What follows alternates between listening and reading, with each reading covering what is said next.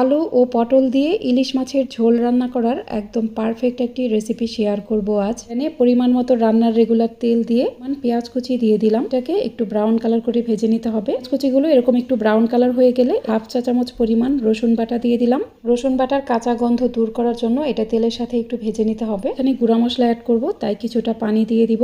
Half চা চামচ হলুদের গুঁড়া, মরিচের গুঁড়া দিয়ে দিলাম 1 চা চামচ পরিমাণ, ধনিয়ার গুঁড়া দিয়ে দিলাম হাফ চা চামচ পরিমাণ, লবণ স্বাদ অনুযায়ী দিয়ে দিলাম। মশলাটা যত ভালোভাবে কষিয়ে নেবেন রান্নার টেস্ট কিন্তু ততই ভালো হবে। মশলাগুলো খুব ভালোভাবে কষানো হয়ে গেছে। এখানে 1.5 কাপের মতো পানি দিয়ে দিলাম। এটা বলক আসা পর্যন্ত অপেক্ষা করব।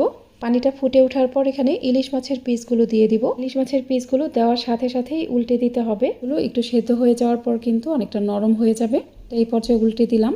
ঢাকনা খুলেই কষিয়ে নিলাম, কারণ ইলিশ মাছ খুব অল্প সময়ে সেদ্ধ হয়ে যায়।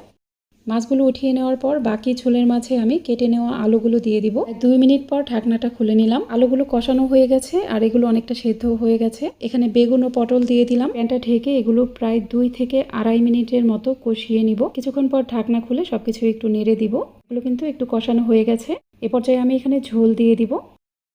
ভালোভাবে একটা বলক চলে আসলেই ঢাকনা খুলে ইলিশ মাছের পিসগুলো দিয়ে দিতে হবে। ঝোলের উপরে তেল ভেসে ওঠা পর্যন্ত অপেক্ষা করব। যখন দেখবেন ঝোলের উপরে তেলটা ভেসে উঠেছে সে পর্যায়ে ঢাকনাটা খুলে নেবেন।